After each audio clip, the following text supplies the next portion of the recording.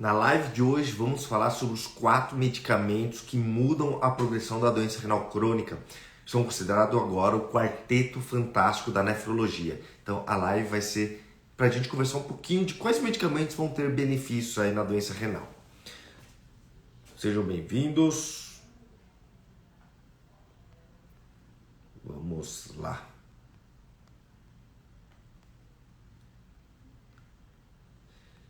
Vamos falar então sobre o quarteto fantástico, que são os 4 medicamentos que vão ajudar aí na proteção da doença renal crônica.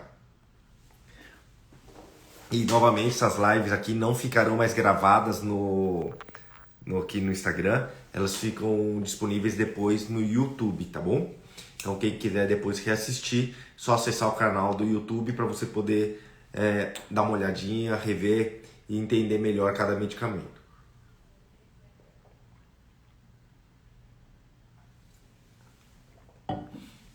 Então sejam todos bem-vindos aí.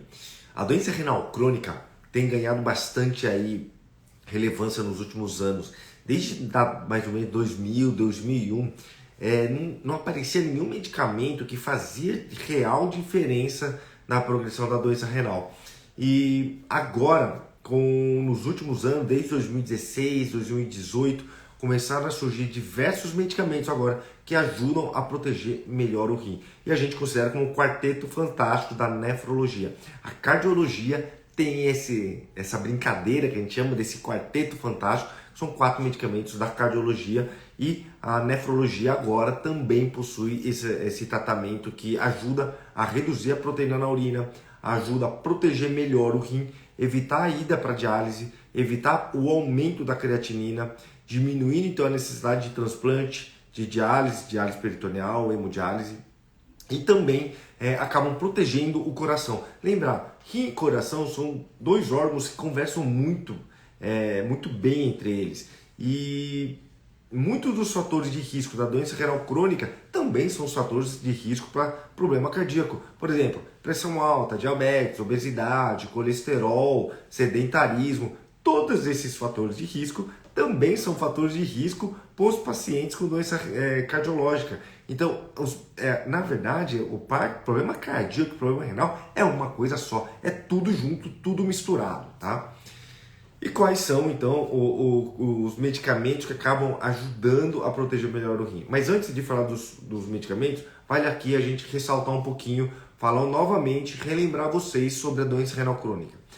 A doença renal, ela é uma doença que progride de uma maneira que não dá para reverter. Então é uma doença crônica. Uma vez instalada a doença renal crônica, uma vez que você começa a ter uma perda significativa de proteína na urina, ou o aumento da creatinina, a doença renal não irá se reverter. Ela pode amenizar um pouco, mas voltar a ser o que era antes, isso não vai acontecer. Então é uma doença progressiva. Por que progressiva?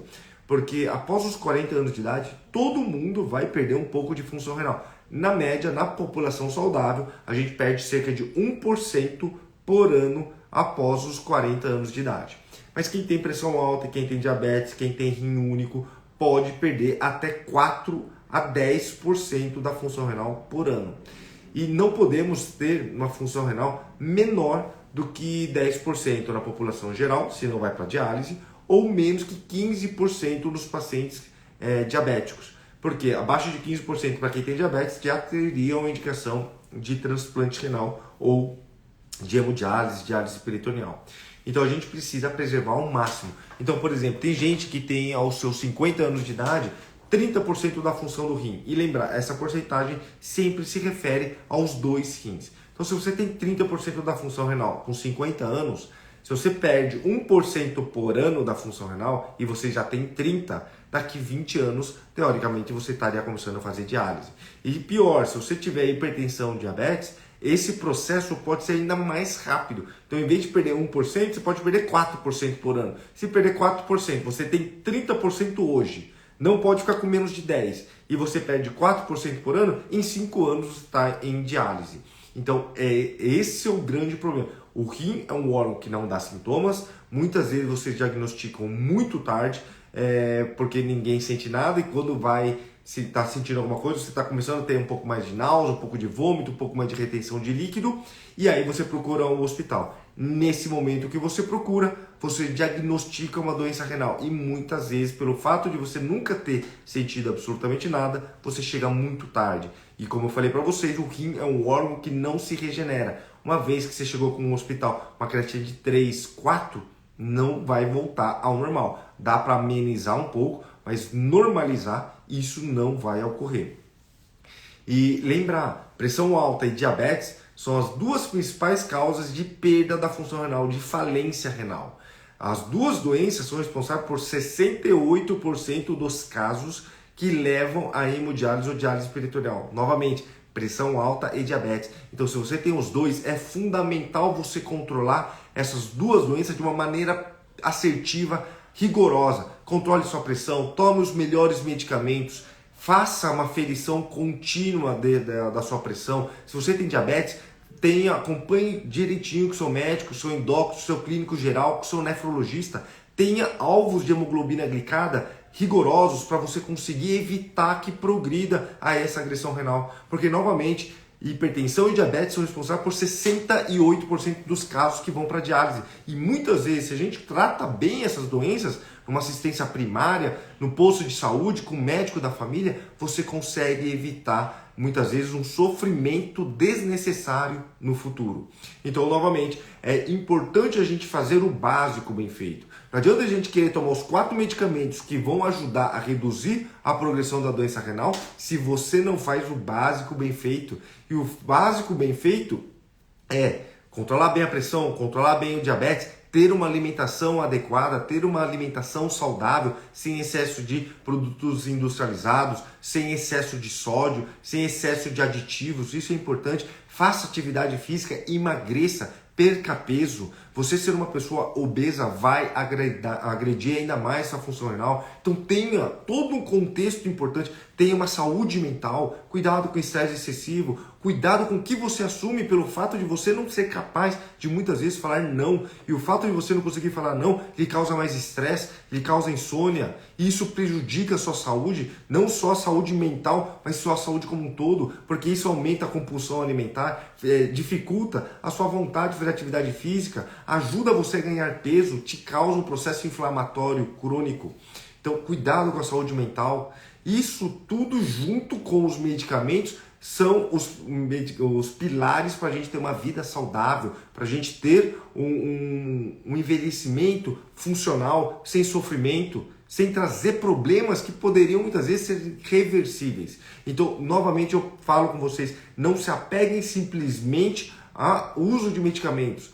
O uso de medicamentos é um dos pilares para isso, e eu considero também 4 pilares fundamentais para a nossa saúde. Não só saúde renal, mas saúde como um todo. Saúde cardíaca, saúde mental, envelhecimento saudável. 4 pilares que eu acredito. Primeiro, uma alimentação adequada. Podemos ter prazeres na vida. Podemos comer o nosso bolo, o nosso salgado, o nosso lanche. De vez em quando, não viver de prazer. Podemos ter prazer, mas não viver de prazer. Segundo pilar, fundamental para a vida, para uma vida saudável, atividade física. Faça uma prática de atividade física regular, exercício físico, e a recomendação é pelo menos 150 minutos de exercício físico de moderada intensidade por semana. Então pratique atividade física, pratique exercícios de preferência orientados, supervisionados, contextualizando para sua alimentação. Você tem um problema de artrose no joelho, problema na coluna, veja o que para você é saudável nessa atividade física. Concilie tanto atividade aeróbica quanto atividade resistiva, como musculação. Então fazer uma caminhada, fazer uma natação, hidroginástica, bicicleta, são importantes, associando também com musculação, porque a musculação lhe ajudará a ganhar mais músculo. Isso aumenta seu metabolismo basal, você vai começar a gastar mais calorias por dia, evita o efeito sanfona de perco peso, ganha peso. Evita esse tipo de sanfona, é a presença de músculo que lhe ajuda. A presença de músculo ajuda a diminuir dor, você melhora a sua mobilidade, suas articulações, você diminui as dores articulares, dor na coluna, dor nos joelhos. Então o músculo é fundamental. Quanto mais músculo você tiver, você terá um envelhecimento saudável, você terá menos limitação, você será capaz de fazer suas atividades sem necessidade que alguém faça por você. Por exemplo, tomar banho sozinho, olha só, é uma coisa tão besta, mas vai que você hoje tomar banho, alguém tem que lavar sua cabeça porque você não consegue, porque você pode cair. Então o músculo lhe proporciona isso. Dentre os 4 pilares da vida saudável, o terceiro pilar da vida saudável, uso de medicamento, ter um uso adequado com os melhores medicamentos possíveis, ter no médico da sua confiança que entenda o seu caso e lhe trate de uma maneira assertiva. E o quarto pilar que para mim é fundamental, então parte alimentar, nutrição, atividade física, medicamento, e o quarto pilar que para mim é fundamental para a gente ter uma vida saudável, ter uma espiritualidade, ter uma consciência de Deus, indiferente de qual sua religião, se você é católico, se é budista, você é judeu, se você é islã, não interessa, espírito, o que você quiser, mas você ter uma consciência de uma espiritualidade lhe trará muitas vezes um conforto emocional, um conforto espiritual, muitas vezes aquele momento de frustração, de fraqueza, de fragilidade, onde estamos desamparados, estamos desesperados, a espiritualidade lhe trará conforto, vai lhe trazer volição, vai lhe trazer força para poder superar esse obstáculo, superar esse desafio, para colocar você novamente no eixo, para te colocar na direção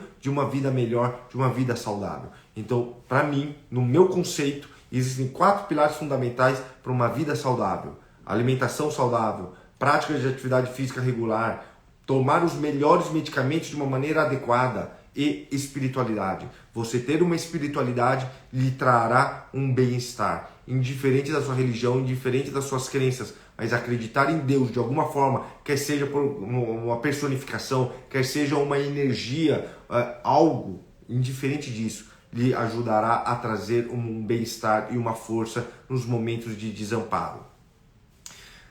Tudo isso junto vai lhe ajudar então a trazer uma vida melhor. E na doença renal, o que eu quero falar para você hoje é o do terceiro pilar, que são dos medicamentos. E quais são os medicamentos, então, que vão ajudar a diminuir o prognóstico da doença renal? Vamos por partes, então. O primeiro medicamento, que é o medicamento mais antigo, que já se sabe que traz benefícios para a proteção renal, são da classe dos IECAs, que são os inibidores da enzima de conversão da angiotensina, e a classe dos IECAs são representados por enalapril, captopril, ramipril, lisinopril. Todos esses prios são da classe dos IECAs. E da classe dos BRAS, que são os bloqueadores do receptor de angiotensina 2. E a classe dos BRAS, eles são irmãos, não podem utilizar os dois juntos, é um ou outro. A classe dos BRAS são representados pela losartana, olmesartana, candesartana, valsartana. Essas duas classes são classes que a gente já sabe que trazem muito benefício aos pacientes. Além de diminuir a pressão e serem medicamentos para pressão, eles também ajudam a diminuir a perda de proteína na urina, ajudam a proteger o coração, diminuindo então a perda de proteína no rim, diminuindo ida para diálise, necessitando menos de transplante. E com a parte cardíaca diminuindo infarto, insuficiência cardíaca, derrame. Então é uma classe extremamente interessante, principalmente ainda para pacientes diabéticos, que tem perda de proteína, que já tem lesão de órgão-alvo.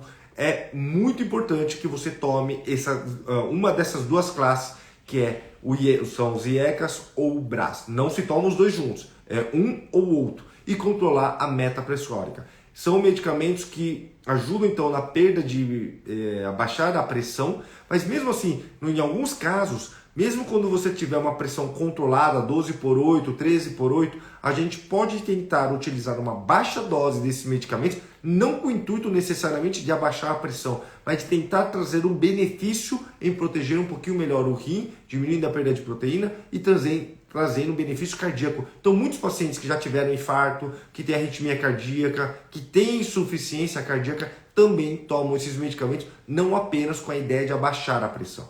E aí eu já faço um adendo. Outras classes de medicamentos para pressão, como os diuréticos, hidroclorotiazida, ou medicamentos para pressão como a pressolina, que é a hidralazina, anlodipino, não possuem o benefício de proteger o rim e o coração. São ótimos medicamentos para abaixar a pressão, mas eles não trazem proteção renal, proteção cardíaca adicional, como da classe dos IECAS e BRAS. Então, maravilha. Então, a primeira classe de medicamento que vai fazer benefício são os IECAS ou BRAS.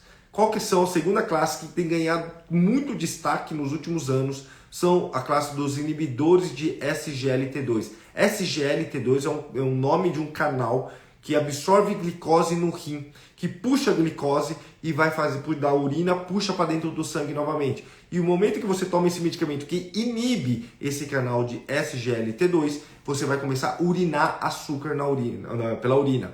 E o que acaba acontecendo? Quando você urina açúcar, você vai perder então caloria, você vai eliminar esse excesso de açúcar na urina. Antigamente, esse medicamento foi desenvolvido com a ideia de trazer benefícios para pacientes com diabetes. Pelo fato de você urinar açúcar, você poderia controlar melhor o diabetes. E foi por isso que foram desenvolvidos. Mas o efeito para diabetes não é tão forte assim. Ele ajuda, mas não ajuda tanto. Mas começaram a observar que esse medicamento começava a trazer benefício em reduzir proteína na urina. Os pacientes que estavam tomando protegiam melhor o rim, aumentavam menos a creatinina, pioravam menos a função renal, iam menos para a diálise. Além do mais, protegiam melhor o coração, principalmente relacionado à mortalidade e insuficiência cardíaca. Iam menos para o hospital por conta de problemas cardíacos. E começaram a fazer vários estudos, até que se chegou então a recomendações extremamente fortes de que a utilização dessa classe dos inibidores de SGLT2 são representados pela dapaglifosina, que é o Forxiga, e a empaglifosina, que é o Jardiance, trariam benefício aos pacientes com doença renal, problemas cardíacos, indiferente se tem diabetes ou não, não faz diferença se tem diabetes ou não, vai poder tomar pacientes que não têm diabetes, e com isso ajuda a eliminar açúcar na urina, então melhorando o seu metabolismo, melhorando a sua glicemia, perdendo caloria, ajudando a emagrecer, mas além disso, muito mais do que isso, diminui perda de proteína na urina, protege melhor o rim, diminuindo a incidência então de ida para diálise e também protegendo o coração. E esses medicamentos então vieram sendo a menina dos olhos hoje, tanto para nefrologia, cardiologia, endocrinologia. Existem trabalhos mostrando que essa classe dos inibidores de SGLT2 tem mostrado benefício na parte mental, diminuindo incidência de demência, como Parkinson e Alzheimer. Então, muito provavelmente, no futuro, poderemos ter outras indicações, além da proteção renal, cardíaca e da parte metabólica. Então, dos 4 medicamentos são o Quarteto Fantástico, já falamos do primeiro, que são da classe dos IECAS e BRAS, do segundo, que são dos inibidores de SGLT2, e o terceiro medicamento, antes de falar para vocês qual que é o terceiro e o quarto medicamento, relembro vocês, essa live não ficará gravada, ela ficará disponível no YouTube. Então quem quiser assistir vários vídeos que eu já fiz no YouTube, entre no meu canal, você pode clicar na minha bio, lá no meu perfil, clica no link que tem, lá naquele link tem o acesso para o meu canal no YouTube, onde tem vários vídeos lá para você poder assistir, e aí tem vários temas diferentes, desde doença renal, cisto, várias coisas diferentes para vocês poderem assistir, tá bom? Então, essa live novamente não ficará gravada aqui no Instagram, vai ficar depois disponibilizada no YouTube. Voltando, qual é a terceira classe dos medicamentos que protegem a doença renal? Essa classe se chama os antagonistas do receptor mineralocorticoide não esteroidal, representado pela finerenona, tá?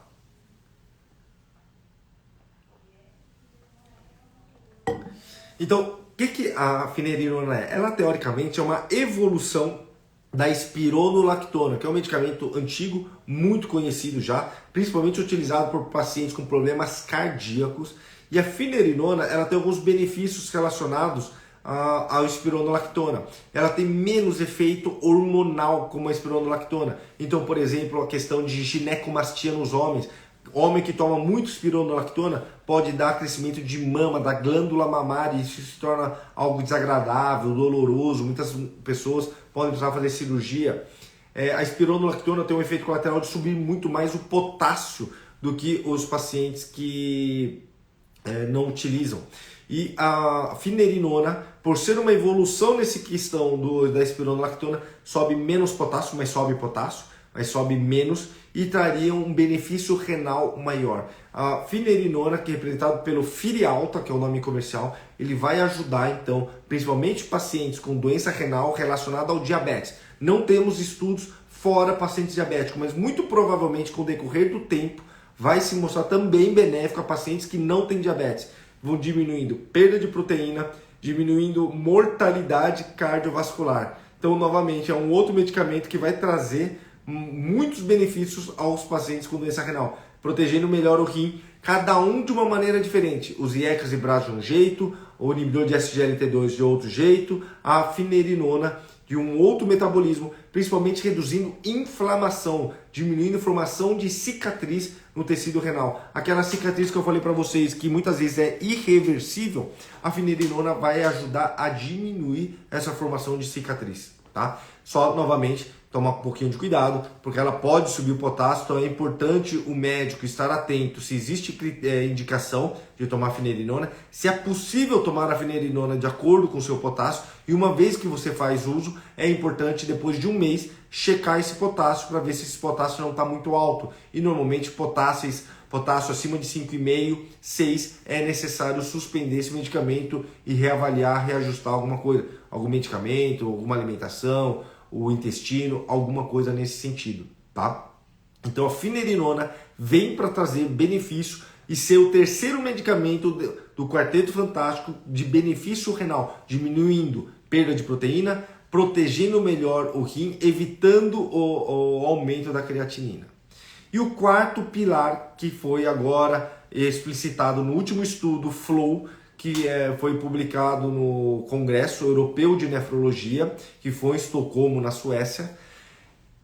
Essa classe, que é o Ozempic, que é a semaglutida, mostrou benefício de diminuir perda de proteína, diminuir também falência renal, de um mecanismo diferente relacionado ao análogo de GLP-1, que é um hormônio, diminuindo peso, trazendo benefício metabólico e protegendo o rim.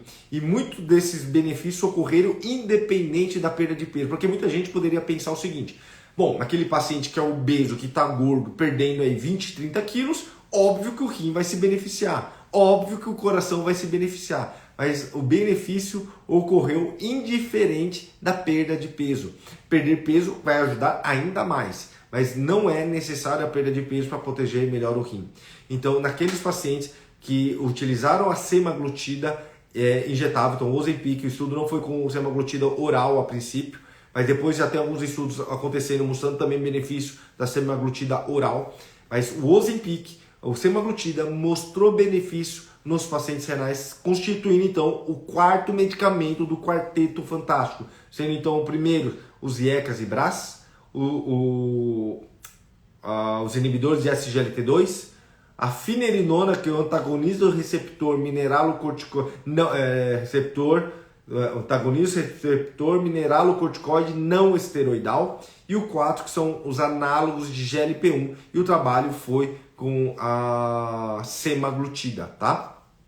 Então, dessa classe, desses medicamentos, compõe então o Quarteto Fantástico, que ajuda a proteger o rim.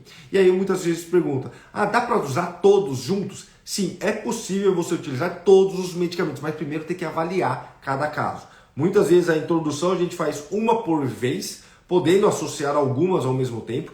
Todas essas classes podem aumentar um pouco a creatinina, é esperado que a creatinina suba, porque você está protegendo melhor o rim. E aí numa outra live eu vou explicar isso melhor para vocês, mas é esperado que cada um desses medicamentos possa aumentar um pouco a creatinina, mas isso não é um problema, isso é protetor. É diferente de aumentar a creatinina porque você está desidratado, porque você tomou um anti-inflamatório, aumentou a creatinina porque você está com infecção. O aumento da creatinina relacionado ao uso desses medicamentos tem um benefício diferente, tá? Então vale a pena poder utilizar, mas sempre contextualizando para cada caso.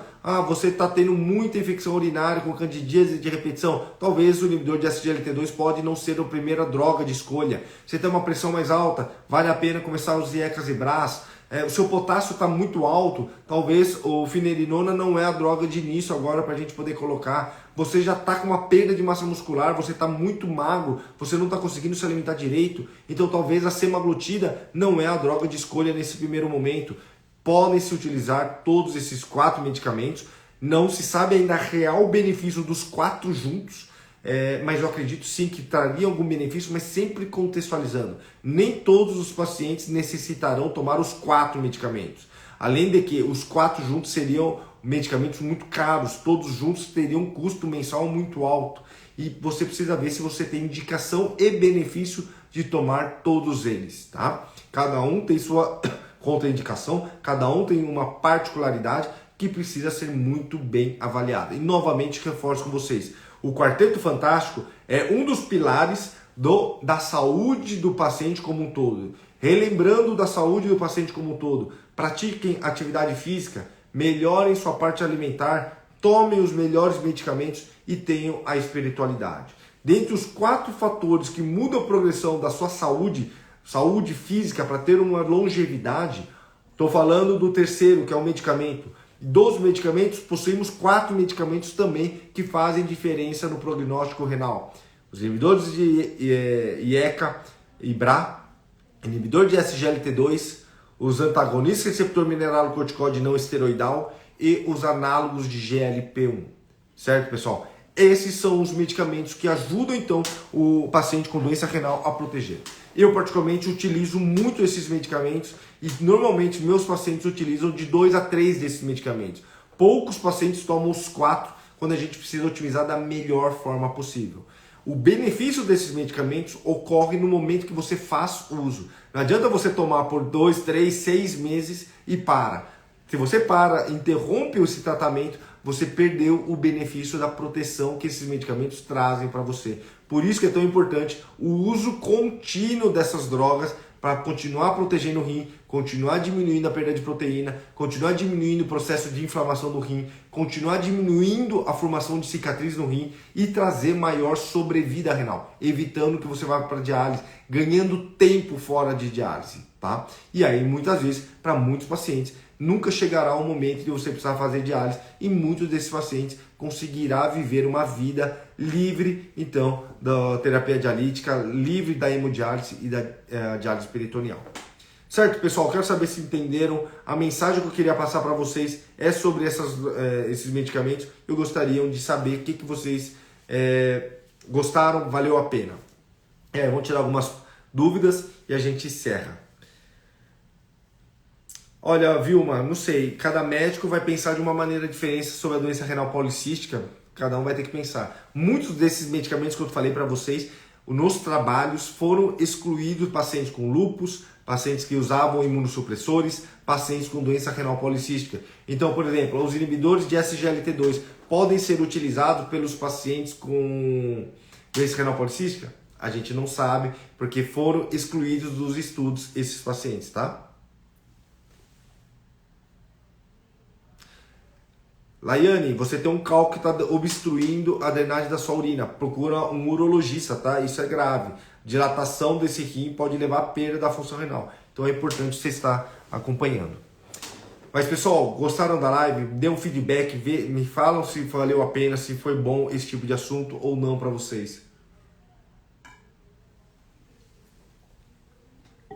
Se foi válido a gente falar sobre esses medicamentos.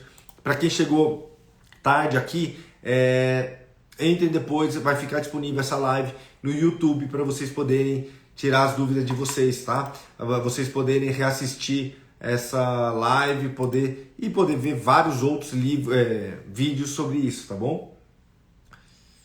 Obrigado, Fernanda Silva.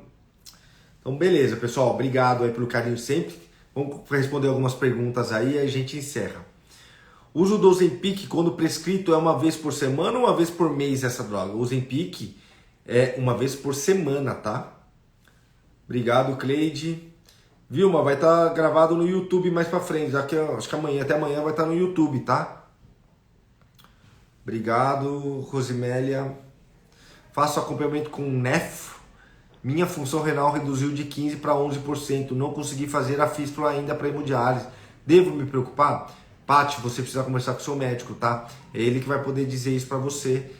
Mas eu concordo que vale a pena fazer a fístula, se for a opção fazer a hemodiálise, é importante. Se possível, tente fazer um transplante preemptivo, que é aquele transplante pulando a hemodiálise, tá? Isso é importante, e aí você conseguir fazer isso seria maravilhoso. Isabelle, muito obrigado pelo carinho sempre.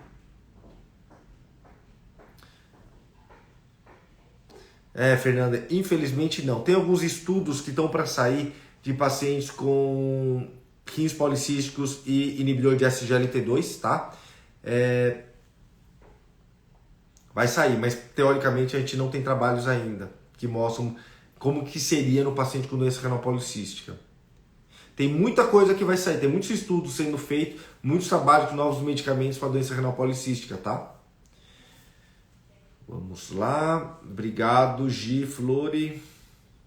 André, espuma na urina fazendo xixi em pé, mas quando faz sentado não deu expulso, seria por causa do jato? Sim, no homem o jato pode influenciar um pouco sim, tá? Mas sempre ter certeza se não tem nenhuma complicação, descartar sempre a presença de proteína na urina é importante. Rins policístico pode tomar magnésio e inositol? Magnésio a princípio não prejudica, mas sempre tem a liberação, Elisângela, do seu médico, tá? Minha creatina estava 1,5 e agora 2,5. Achei que aumentou muito. Sim, Angélica, de 1,5 para 2,5 é bastante coisa assim, tá? Tem que ver com o seu médico. Eu estava tomando dapaglifosina, mas não deu certo, a minha médica suspendeu. Alguns pacientes podem não tolerar, mas de modo geral, quanto mais a gente conseguir manter, melhor, viu? Estágio 1 da doença renal, não toma remédio? Depende muito, Pri. Cada caso é um caso, tem que ver com o seu médico. Tem alguns casos que pode tomar sim. Hipercalciúria também precisa de tratamento? Excesso de cálcio na urina, Dani, pode aumentar o risco de cálculo renal, dependendo de como for. Mudança do estilo de vida, alimentação podem ser extremamente importantes, tá? E existem alguns medicamentos que podem ajudar também a reduzir o cálcio na urina. Mas cálcio na urina é uma das coisas mais difíceis de tratar.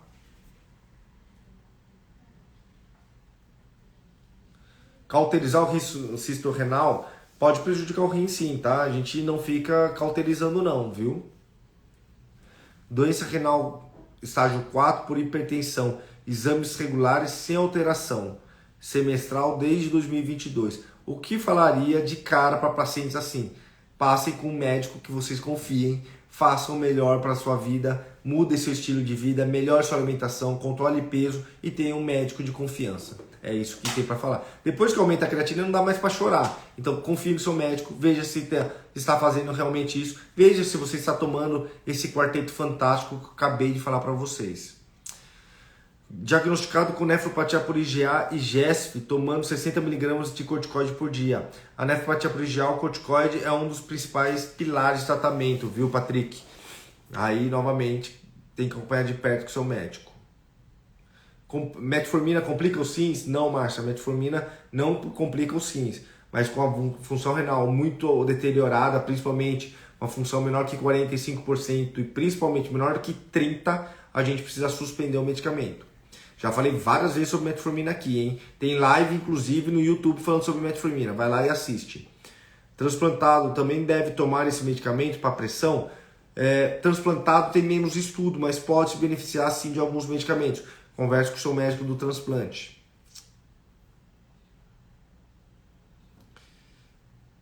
Esses medicamentos são válidos para quem tem 15% de funcionamento dos rins.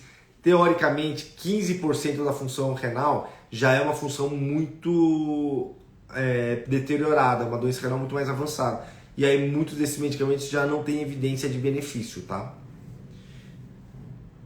Tem algo para diminuir o cisto, Fernanda? Tem que passar com o médico, tem que ver o seu estilo de vida, quais medicamentos que você tem. Dependendo de cada caso, pode ser indicado na doença renal policística a utilização de tolvaptan. Então, converse com o seu médico, nefrologista. Se for o caso, marque uma consulta com um outro médico para poder ter uma outra opinião, tá? Mas existe tratamento sim. Creatinina de 1,7 é muito alta? Fábio, é alta. Fábia, é alta sim. Tem que ver com o seu médico se está tudo bem. Tô tomando Forxiga e creatinina diminuiu. O Forxiga vai te proteger, vai ajudar, mas não é necessariamente uma droga que vai fazer a creatinina baixar por si só, tá? Urina de 24 horas é um bom exame para poder fazer, para saber a função renal. O clearance de creatinina. Um outro modo, Thaisa, é colocando a sua creatinina na fórmula CKD-EPI. Coloca no Google CKD-EPI e você vai poder ver melhor aí como é que está a sua função renal. Própolis ajuda a diminuir a perda de proteína na urina? Alguns pequenos trabalhos mostraram benefício. Eu particularmente gosto, tá? Mas, novamente, cada caso é um caso. Vamos mais 3 minutinhos, aqui até 12h40, e aí a gente encerra a live. Preciso almoçar, tenho que fazer reunião com as minhas secretárias e temos que continuar aí.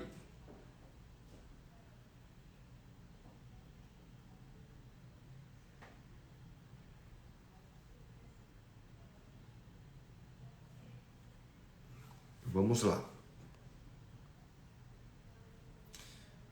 Quem mais tem dúvida aí? Mais 2 minutinhos, 2, 3 minutinhos aí pra gente conversar e tirar a dúvida de vocês aí.